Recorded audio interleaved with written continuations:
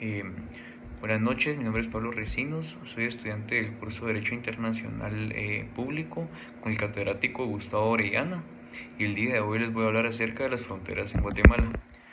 Primero que nada vamos a hablar del marco legal de las fronteras. Podemos entrar al artículo 38, que corresponde al Ministerio de Relaciones Exteriores, y pues esto nos indica que al Ministerio de Relaciones Exteriores le corresponde la formulación de las políticas y la aplicación del régimen jurídico relativo a las relaciones del Estado de Guatemala con otros estados y personas o instituciones jurídicas de derecho internacional. También a la representación diplomática del Estado, la nacionalidad guatemalteca, la demarcación de territorio nacional, los tratados y convenios internacionales y los asuntos diplomáticos y consulares. Para esto, pues cuando fuera necesario, siempre tiene que tener una coordinación y apoyo a los ministerios y entidades del Estado y el sector que no sea gubernamental en este caso.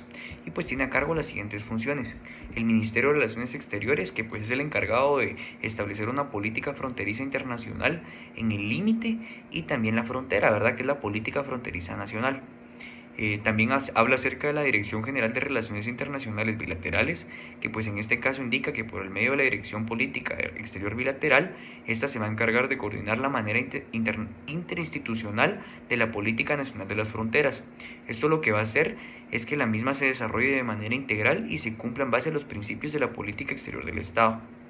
Por último, también quiero recalcar como preámbulo la Dirección General de Límites y Aguas Internacionales, que pues esta nos indica en el artículo 38 que es una dependencia técnica y administrativa de la Cancillería y tiene a su cargo desarrollar y cumplir la política fronteriza internacional. Eh, pues en este caso el marco legal de las fronteras, haciendo un énfasis en el artículo 53, la maneja la Dirección General de Límites y Aguas Internacionales, ¿verdad? Ya que es responsable de atender lo relacionado a los límites internacionales terrestres, fluviales, lacustres y marítimos de la República de Guatemala. Como primer tema, en el video vamos a hablar acerca de la frontera con México, y pues nos indica que la frontera con México y Guatemala se extiende a lo largo de 963 kilómetros, y pues de estos son 574 terrestres y 389 pues están marcados por, en este caso, el río Suchiate, Usumacinta, Chiapas, Tabasco y Campeche.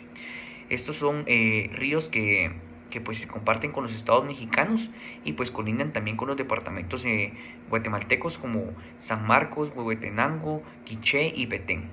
Todos este conjunto de ¿cómo se llama?, de ríos pues conforman la frontera entre México y Guatemala y también los kilómetros terrestres.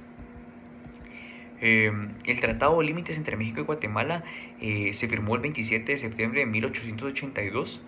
Podemos recalcar que el artículo 1 indicaba que la República de Guatemala renunciaba a los derechos que juzga a tener el territorio del estado de Chiapas y el distrito de Sonusco. Esto en consecuencia que el territorio pues era integrante de parte de los Estados Unidos mexicanos. En su artículo 2, la República de México pues aprecia debidamente la conducta de Guatemala y pues este reconocía que son dignos y honorosos los fines que ha inspirado la renuncia. Entonces pues declara una igualdad de circunstancias y México pues también hubiera desestimado de este territorio.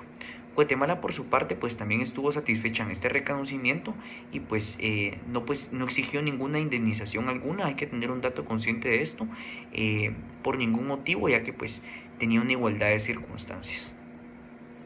Hablando también, hablamos de los paralelos, que habla acerca de la latitud norte, 17 grados 15, 12.05, y pues este se firmó el 26 de noviembre de 1895 y se puede nombrar en el inciso 1 como el paralelo situado 25 kilómetros al sur del centro de la plaza de Tenosquite en Tabasco. También hablaba acerca del meridiano de Greenwich de 90 grados, ¿verdad? Y por último cierra con el paralelo 17 grados 49 y es el Tratado de los Límites también. Este se firmó el 27 de septiembre de 1882. Por último, también tenemos hablar acerca del artículo 3 y pues este nos marca acerca de los límites entre las dos naciones. Uno habla acerca de la medida del río Suchiate y también del paralelo de la latitud que pasa por este rumbo de oriente, ¿verdad?, en el río Sumacinta o el río Chixoy. También hablando acerca de la frontera con Honduras, la frontera entre Guatemala y Honduras tiene una longitud de 256 kilómetros y se extiende a lo largo del eje noroeste y suroeste en la desembocadura del río Motagua. Pues este río tiene fuente natural en Guatemala, pero pues marca la frontera en dos países en algunos kilómetros. Eh, Recalcando la frontera podemos señalar como departamentos como Izabal, Zacapa, Chiquimula y en los departamentos hondureños como los de Cortés, Copán, Santa Bárbara o Ocotepeque. En este caso, pues la región fue disputada en 1918, pues ya que extendieron las plantaciones de banano en esta región. El gobierno de Guatemala no estuvo de acuerdo con el reclamo de las plantaciones bananeras en Izabal y pues esto inclusive estuvo a punto de recalcar una guerra entre ambos países en 1926. Todo esto pues se solucionó en base a un embajador que se llamaba Virgilio Rodríguez Beteta y pues luego pues ya el Cuyamel y la UFCO se fusionaron y pues eso resolvió un acuerdo arbitral en los Estados Unidos, ¿verdad? En este caso, eh, Honduras presentía un alegato que pretendía adquirir Puerto Barrios y el lago de Izabal hacia el río Sarzún.